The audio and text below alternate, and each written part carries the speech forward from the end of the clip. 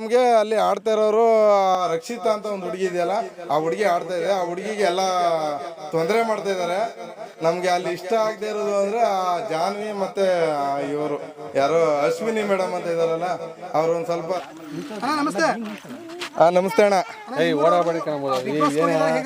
ಹೌದು, ಗಿಲ್ಲಿ ನಟ ನಮ್ಮ ಅಣ್ತಮ್ಮ ಆಗಬೇಕು. ಚೆನ್ನಾಗಿ ಆಡ್ತಾ ಇದ್ದಾನೆ, ಚೆನ್ನಾಗಿ ಆಡ್ಲಿ, ಗೆಲ್ಲಿ ಅಂತ ಆಶಿಸ್ತೀವಣ್ಣ ನಮ್ಮ ದಡಪುರದಿಂದ. ಹೌದು, ಯಾವಾಗ ಬರ್ತಿದ್ರು ಭಾನುವಾರ ಎಲ್ಲ ಸೇರ್ಕೊತಿದ್ರು, ಊರಲ್ಲಿರೋ ಹುಡುಗರೆಲ್ಲ ಕ್ರಿಕೆಟ್ ಆಡ್ತಿದ್ರು. ಇಲ್ಲಿ ಆಗಿನ ಚಿಕ್ಕ ವಯಸ್ಸಿಂದಲೂ ಜೊತೆಲೇ ಇದೀವಣ್ಣ. ಹೇಗೆ ಅನ್ಸುತ್ತೆ ಬಿಗ್ ಬಾಸ್ಗೆ ಹೋಗಿರೋದು, ಅಷ್ಟು ದೊಡ್ಡ ಶೋಗೆ? ಹೌದು, ನಮಗೆ ಅದು ತುಂಬ ಖುಷಿ ಇದೆ. ಆಮೇಲೆ ಅವನ ಅವನ ಪರ್ಫಾರ್ಮೆನ್ಸ್ ಮಾತ್ರ ತುಂಬ ಚೆನ್ನಾಗಿದೆ. ಅದ್ರ ಬಗ್ಗೆ ಏನು ಎರಡು ಮಾತಿಲ್ಲ. ಅವನು ನಮ್ಮ ಗಿಲ್ಲಿ ನಟ ನಮ್ಮೂರವನು ಅಂತ ಹೇಳ್ಕೋದು ಬೇಡ, ಆದರೆ ಅವ್ನಿಗೆ ಇದರಿಂದ ಚೆನ್ನಾಗಿ ಬೆಳೀತಾ ಇದ್ದಾನೆ. ಬೆಳೀಲಿ, ಹಂಗೆ ಆಶಿಸ್ತೀವಣ್ಣ. ಗಿಲ್ಲಿ ಬಿಟ್ಟರೆ ಯಾರು ಚೆನ್ನಾಗಿ ಆಡ್ತಾರೆ? ಗಿಲ್ಲಿ ಬಿಟ್ಟರೆ ನಮಗೆ ಅಲ್ಲಿ ಆಡ್ತಾ ಇರೋರು ರಕ್ಷಿತಾ ಅಂತ ಒಂದು ಹುಡುಗಿ ಇದೆಯಲ್ಲ, ಆ ಹುಡುಗಿ ಆಡ್ತಾ ಇದೆ. ಆ ಹುಡುಗಿಗೆ ಎಲ್ಲ ತೊಂದರೆ ಮಾಡ್ತಾಯಿದ್ದಾರೆ. ನಮಗೆ ಅಲ್ಲಿ ಇಷ್ಟ ಆಗದೆ ಇರೋದು ಅಂದರೆ ಆ ಜಾನ್ವಿ ಮತ್ತು ಇವರು ಯಾರೋ ಅಶ್ವಿನಿ ಮೇಡಮ್ ಅಂತ ಇದ್ದಾರಲ್ಲ, ಅವರು ಒಂದು ಸ್ವಲ್ಪ ರಾಂಗ್ ಮಾತಾಡ್ತಾ ಇದ್ದಾರೆ. ಹೆಂಗಸ್ರಿಗೆ ಏನು ಮರ್ಯಾದೆ ಕೊಡ್ತಾ ಇಲ್ಲ. ಅದರದ್ದೊಂದೇ ಒಂದು ಬೇಜಾರಿದೆ ಅಷ್ಟೇ. ಯಾಕೆ ಇಷ್ಟ ಆಗಲ್ಲ? ಈಗ ನೆನ್ನೆ ಮೊನ್ನೆ ಎಲ್ಲ ನಮ್ಮ ಕಾಕ್ರು ಸುದಿಯವರು ಅವ್ರಿಗೆ ಸೆಡೆ ಅಂತ ಅಂದರು. ಅವತ್ತೇನು ಮಾತಾಡಿಲ್ಲ. ಅವತ್ತು ನಮ್ಮ ಗಿಲ್ಲಿ ಸ್ಟ್ಯಾಂಡ್ ತೊಗೊಂಡಿದ್ದಾನೆ ಅವ್ರ ಬಗ್ಗೆ. ಅದರಿಂದಗಡೆ ಬಂದು ಹುಡುಗಿರ ಬಗ್ಗೆ, ಹೆಂಗಸ್ರ ಬಗ್ಗೆ ಕೆಟ್ಟದಾಗಿ ಮಾತಾಡಬೇಡಿ ಅಂತ ಗಿಲ್ಲಿ ಹತ್ರ ಅಶ್ವಿನಿ ಮೇಡಮ್ ಜಾಸ್ತಿ ಜೋರು ಮಾಡಿದ್ದಾರೆ. ಈಗ ಮೊನ್ನೆ ಮಾತಾಡಿದಾಗ ಏನೂ ಮಾತಾಡಿಲ್ಲ. ನಾವು ದಿವಸ ನೋಡ್ತೀವಿ, ಅದು ಮುಗಿಯೋ ಗಂಟ್ಲು ನೋಡ್ತೀವಿ. ಒಂದು ಕಡೆ ಸ್ಟ್ಯಾಂಡ್ ತಗೊಳ್ಳಲ್ಲ. ಒಂದು ಕಡೆ ಎಲ್ಲ ಲೇಡೀಸ್ಗೆ ಸ್ಟ್ಯಾಂಡ್ ತಗೋತಿಲ್ಲ ಅವಳು, ಆದರೆ ನಮ್ಮ ಇವ್ರು ಇದ್ದಾರಲ್ಲ ಗಿಲ್ಲಿ ತಗೋತಾ ಇದ್ದಾರೆ. ಆ ತಗೋತಾ ಇರೋದ್ರಿಂದ ಅಷ್ಟಕ್ಕೆ ನಮಗೆ ಇದು ಮಾಡ್ತಾಯಿದ್ದೀವಿ, ಅವ್ರು ಸಪೋರ್ಟ್ ಮಾಡ್ತೀವಿ ನಾವು. ಅಂದರೆ ಗಿಲ್ಲಿದು ಮತ್ತು ಅಶ್ವಿನಿದು ಹಾವು ಮುಂಗ್ಸಿ ಆಟ ಹೇಗಿದೆ? ಹಾವು ಮುಂಗ್ಸಿ ಆಟ ಅಂದರೆ ಅದು ನಡೀತಾ ಇದೆ. ಆದರೆ ಅದರಲ್ಲಿ ಮುಂಗ್ಸಿನೇ ಗೆಲ್ಲೋದು. ನಮ್ಮ ಗಿಲ್ಲಿಗೆ ಮುಂಗ್ಸಿಗೆ ಸ್ಥಾನ ಕೊಡ್ತೀನಿ ನಾನು. ಅದರಲ್ಲಿ ಮುಂಗ್ಸಿನೇ ಗೆಲ್ಲೋದು. ಆದರೆ ನ್ಯಾಯಪರ ಇದ್ದಾನೆ, ನ್ಯಾಯಪರ ಆಡ್ತಾ ಇದ್ದಾನೆ ಅನ್ನೋದೊಂದು ಹೇಳ್ತೀನಿ. ಈಗ ನಿಮ್ಮ ಗಿಲ್ಲಿ ನಟ ಅವರು ಇಲ್ಲಿ ಹೆಂಗಿದ್ರು ಹಂಗೆ ಇದ್ದಾರೆ ಅಂತ ಅನ್ಸುತ್ತೆ. ಹೌದು, ಸೇಮ್ ಟು ಸೇಮ್, ಏನು ಚೇಂಜ್ ಇಲ್ಲ. ಇನ್ನೇನಾದ್ರು ಚೇಂಜ್ ಆಗಿದ್ದಿದ್ರೆ ಯಾವ್ದಾದ್ರು ಒಂದು ಇವ್ರ ಜೊತೆಲಿ ಸ್ಟ್ಯಾಂಡ್ ತಗೋದೇ ನಿಂತಿರೋದು, ಆಮೇಲೆ ನನಗೆ ಗೊತ್ತಿಲ್ಲದೆ ಇರೋ ಥರ ಇರೋದು, ಹಂಗೆಲ್ಲ ಮಾಡ್ತಿದ್ದ. ಆದರೆ ನಮ್ಮೂರಲ್ಲಿ ಹೆಂಗೆ, ಈ ಊರಲ್ಲಿ ಹೆಂಗೆ ಇರ್ತಿದ್ದ ಹಂಗೆ ಇದ್ದಾನೆ. ಅಲ್ಲೂ ಹಂಗೆ ಇರ್ತಾನೆ, ಹಂಗೆ ಆಡ್ತಾ ಇದ್ದಾನೆ. ಯಾರು ಡೌ ಮಾಡ್ತಾರೆ ಅನ್ಸುತ್ತೆ?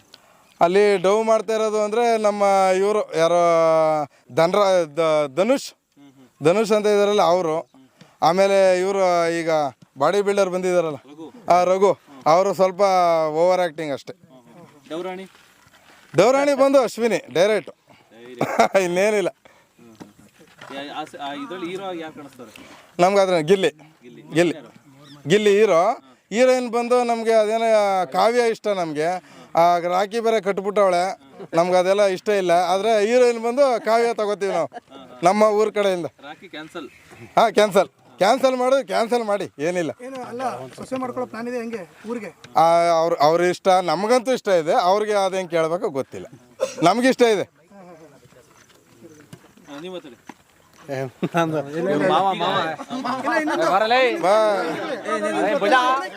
ಮಾತಾಡ. ನಮ್ಮ ಊರಿನ ವಾಟರ್ ಮ್ಯಾನ್ ಇದ್ದಾರೆ. ನಮ್ಮ ಅಣ್ಣ ತಮ್ಮದಿರು ಮಾತಾಡ್ತಾರೆ, ಮಾತಾಡಲಿ. ಮೀಸೆ ಎಲ್ಲ ತೆಗ್ಸಿದ್ರು. ಹೌದು, ಈಗ ನೀವು ಹೇಳಿದ್ರಿ ಮೀಸೆ ಎಲ್ಲ ತೆಗ್ಸಿದ್ರು ಅಂತ. ಈಗ ಅಲ್ಲಿ ನೋಡಿದ್ರಲ್ವ ನೀವು, ಏನಾದರೂ ಒಂದು ಈಗ ಟಾಸ್ಕ್ ಅಂತ ಆಗಲಿ, ಶೋನೆ ಅಂತ ಆಗಲಿ, ಯಾರಾದರೂ ಮೀಸೆ ತೆಗ್ಸೋಕೆ ಇಷ್ಟಪಡಲ್ಲ. ಆದರೆ ಅವರು ಏನೂ ಮಾತಾಡಿಲ್ಲ. ನೀವು ಸುದೀಪ್ ಥರ ಮೀಸೇನಾದರೂ ಬಿಡ್ರಿ ಮಾಡ್ತೀನಿ, ಇಲ್ಲ ಫುಲ್ ಮೀಸೇನಾದ್ರು ತೆಗಿಸ್ಕೊತೀನಿ ಅಂತ ಹೆಂಗೆ ತೆಗೆದ್ರು. ಅವನು ಈ ಊರಲ್ಲಿ ಹೆಂಗೆ ಆಡ್ತಿದ್ದ ಹಂಗೆ ಇದ್ದಾನೆ. ಹೌದು, ಹಂಗೆ ಇದ್ದಾನೆ. ನಮ್ಮ ಜೊತೆಲಿ ಫುಲ್ಲು ಕ್ಲೋಸ್ ಆಗಿದ್ದ. ಈಗಲೂ ಹಂಗೆ ಇದ್ದಾನೆ. ಈಗ ಫೋನ್ ಮಾಡಿ ಮಾತಾಡ್ಬೋದು. ಈಗ ಫೋನ್ ಇಲ್ವಲ್ಲ, ಆರಾಮಾಗಿ ಏನೂ ಇಲ್ಲ. ಏನು ಜಂಬ ಇಲ್ಲ. ಊರಿಗೆ ಬಂದರೆ ಅದೇ ಪಂಚೆ, ಅದೇ ಶರ್ಟ್, ಬನಿಯನು ಹಾಕೊಂಡು ನಮ್ಮ ಯಾವುದೇ ಫಂಕ್ಷನ್ ಇದ್ರೂ ಬರ್ತಾನೆ. ನಮ್ಮ ಇದರಲ್ಲೇ ಇರ್ತಾನೆ. ಭಾನುವಾರ ಇಲ್ಲಿಗಂತೂ ಖಂಡಿತವಾಗಿ ಬರ್ತಾನೆ. ಎಲ್ಲ ಆಡ್ತೀವಿ. ಅದರಲ್ಲೇನಿಲ್ಲ. ನಾವು ಅಂದ್ಕೊಂಡಿರಲಿಲ್ಲ, ಆ ಥರ ಏನು ಅಂದ್ಕೊಂಡಿರಲಿಲ್ಲ. ಇಂಥ ಹುಡುಗ ಅಂದರೆ ಅವನಿಗೆ ಇದಿತ್ತು, ಸ್ಟ್ಯಾಂಡ್ ಇತ್ತು ಆ ಥರ ತಗೊಳ್ಳೋಕ್ಕೆ. ಆದರೆ ಆ ದೇವರು ಇದು ಕರುಣಿಸಿದಾನೆ. ಆದರೆ ಒಳ್ಳೆ ತುಂಬ ಇದರಿಂದ ಬೆಳೀತಾರಿದ್ರೆ ನಮ್ಮನ್ನ ಆಶಿಸ್ತೀವಿ, ನಾವು ಬೆಳೀಲಿ ಅಂತ ಹೇಳ್ತೀವಿ.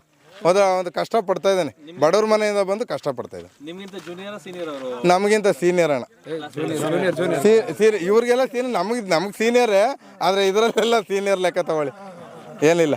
ನಮ್ಮ ವಯಸ್ಸಲ್ಲೆಲ್ಲ ನಮಗಿಂತ ಜೂನಿಯರೇ, ಆದರೆ ನಮಗೇನು ಮರ್ಯಾದೆ ಕೊಡಬೇಕು, ಇಲ್ಲಿ ಬಂದರೆ ಹೆಂಗಿರ್ಬೇಕು, ಆ ಶೋ ಅಲ್ಲಿ ಹೆಂಗಿರ್ಬೇಕು, ಸುದೀಪಣ್ಣ ಮುಂಚೆ ಹೆಂಗಿರ್ಬೇಕು, ಎಲ್ಲ ಹಂಗೆ ಇರ್ತದೆ. ನೋಡಿದ್ದೀವಿ, ಹಂಗಿಲ್ಲ ಅಂತೀರ ಈಗ ಬೇಡ ಕಣಪ್ಪ ಅಂತ ಹೇಳ್ಬಿಡ್ತಿದ್ವು. ಈಗ ಗೆದ್ದು ಬಂದರೆ ಯಾವ ರೀತಿ ಸೆಲೆಬ್ರೇಷನ್ ಇರುತ್ತೆ? ಗೆದ್ದು ಬಂದರೆ ಊರಿಗೂರೇ ಹಬ್ಬ ಅಣ್ಣ, ಊರಿಗೂರೇ ಊಟ, ನಿಮಗೂ ಸೇರಿಸಿ, ನಿಮ್ಮ ಚಾನಲ್ ಅವರು ಸೇರಿಸಿ. ಹಾಂ, ಊರಿಗೆಲ್ಲ ಊಟದ ಹಬ್ಬ. ಊರಿಗೆಲ್ಲ ಹಬ್ಬ, ಊಟ, ಊರಿಗೆಲ್ಲ ಊಟ.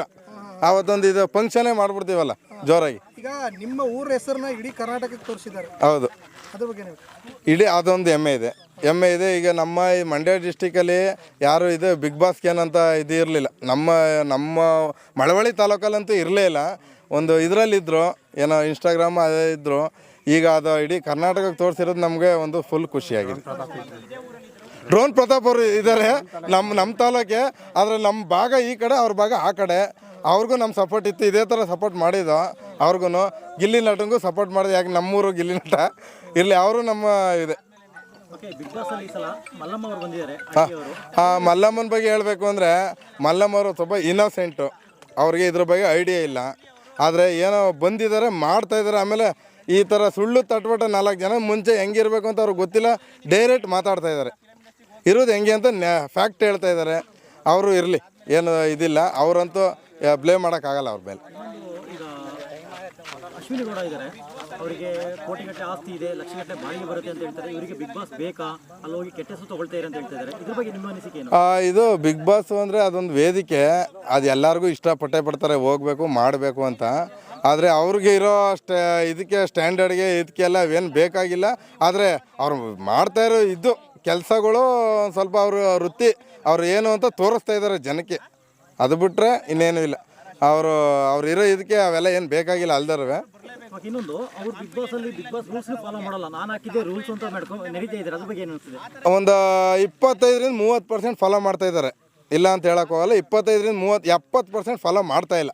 ಈಗ ಕಳಪೆ ಕೊಟ್ಟಿದ್ರಲ್ವ, ಒಳಗಡೆ ಇದ್ದರು, ಅದೇನು ಕಟ್ ಮಾಡಿಕೊಡು ಅಂತಂದರೆ ಕಟ್ ಮಾಡಿಕೊಟ್ಟಿಲ್ಲ.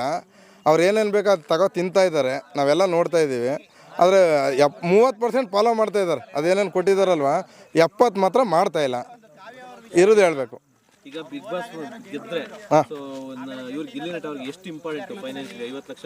ಈಗ ಫೈನಾನ್ಸ್ಗೆ ಅಂದರೆ ಅವರು ಫೈನಾನ್ಸ್ಗೆ ಜೀವನಕ್ಕೆ ಯಾರೇ ಆದರೂ ಏನೇ ಆದರೂ ಮಾಡ್ಕೋತಾರೆ. ಈ ಬಿಗ್ ಬಾಸ್ ಗೆಲ್ಲೇಬೇಕು ಅಂತ ಏನಿಲ್ಲ, ಬಿಗ್ ಬಾಸ್ ಗೆಲ್ಲಿ 50 ಲಕ್ಷ ತೊಗೋಬೇಕು ಅಂತ ಏನಿಲ್ಲ. ಬದುಕಂತ ದುಡ್ಕ ತಿನ್ನುವಂಥ ಕೆಪಾಸಿಟಿ ಎಲ್ರಿಗೂ ಇದೆ. ಆದರೆ ಅವ್ರ ವ್ಯಕ್ತಿತ್ವ ತಿಳಿಸುತ್ತೆ ಈ ಬಿಗ್ ಬಾಸು. ಇದರಿಂದ ಹೋಗಿದಾರಲ್ವ, ಆ ವ್ಯಕ್ತಿತ್ವ ಈಗ ಆಲ್ರೆಡಿ ಅರ್ಧ ಜನಕ್ಕೆ ಗೊತ್ತಾಗಿದೆ. ಈಗ ಗಿಲ್ಲಿ ನಟದ್ದು ಏನು, ಬೇರೆದೇನು, ಒಬ್ಬರು ಹೆಣ್ಮಕ್ಳು ಸ್ಟ್ಯಾಂಡ್ ತಗೊಳ್ಳೋದಿದೆಯಲ್ಲ, ಅದೇ ಫಸ್ಟ್ ಮೇನು.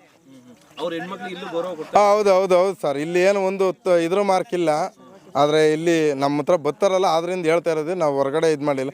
ನಮ್ಮ ಇದ್ರ ಬಂದು ಯಾವ ಇದನ್ನೂ ತೊಗೊಂಡಿಲ್ಲ. ಹೆಣ್ಮಕ್ಳು ಗೌರವ ಕೊಡ್ತಾರೆ, ಅಲ್ಲೂ ಹಂಗೆ ಕೊಡ್ತಾ ಇದ್ದಾರೆ. ಯಾರು ಹೇಳ್ತಾರೆ ಲವ್ ಮಾಡ್ತಾನೆ, ಯಾವುದೂ ಮಾಡ್ತಾಯಿಲ್ಲ ಅಣ್ಣ, ಯಾವುದೂ ಮಾಡ್ತಾಯಿಲ್ಲ, ಆರಾಮಾಗಿದ್ದಾನೆ, ಇದು ಮಾಡ್ತಾನೆ. ಆದರೆ ಒಂದು ಮರ್ಯಾದೆ ಕೊಡ್ತಾನೆ. ಇನ್ನೊಂದು, ಲವ್ ಮಾಡ್ತಾ ಇಲ್ಲ ಅಂತ ಹೇಳಿದ್ರೆ, ಈಗ 3 ಶೋ ಮಾಡಿದ್ರು, 3 ಶೋ ಅಲ್ಲಿ ಒಂದು ವಿಷಯ ಹೇಳ್ತೀರಿ ಹೇಳಿ. ಗಗನ, ಹೌದು. ಇವರಲ್ಲಿ 3 ಜೋಡಿಲಿ ಯಾವ ಜೋಡಿ ತುಂಬ ಇಷ್ಟ ಆಗುತ್ತೆ? ನಮಗೆ ಗಗನನ ಜೋಡಿ ಸೂಪರಪ್ಪ. ಸ್ಟಾರ್ಟಿಂಗು ಫಸ್ಟ್ ಬಂದಿದೆ, ಅದು ನಮ್ಮೂರಿಗೆ ಬಂದಿಲ್ಲ. ಅವೆಲ್ಲ ನಮ್ಗೆ ಇದ್ದಾಗ ಫಸ್ಟು ಶೋ ಇದೆ ಅದು. ಆದರೆ ಈಗ ಈಗಿಂದು ಇದು ತಗೊಂಡ್ರೆ ಕಾವ್ಯ ಇದು ಮಾಡ್ಕೊಳ್ಳಿ. ಯಾಕಂದರೆ ಕಾವ್ಯ ಗಿಲ್ಲಿ ನಟಿಂಗ್ ಏನಾರು ಆದರೆ ಒಂದು ಸ್ವಲ್ಪ ಮನಸ್ಸಿಗೆ ಬೇಜಾರಾಗೋದು ನಾವು ನೋಡಿದ್ದೀವಿ. ಹೌದು, ಅದರಲ್ಲೊಂದು ಬೆಟ್ರ್. ಹೌದು, ಅದಂತ ನಿಜ. ಫಸ್ಟ್ ಇದರಲ್ಲಿ ಗಗನ ಇತ್ತು. ಈಗ ಈ ಶೋಗೆ ಹೋಗಿರೋದ್ರಿಂದ ಆ ಇದರಲ್ಲಿ ಕಷ್ಟ ಅರ್ಥ ಮಾಡ್ಕೊಳ್ಳೋದ್ರಿಂದ ಕಾವ್ಯ ಬೆಟ್ರು ಅಂತ ನಾವು.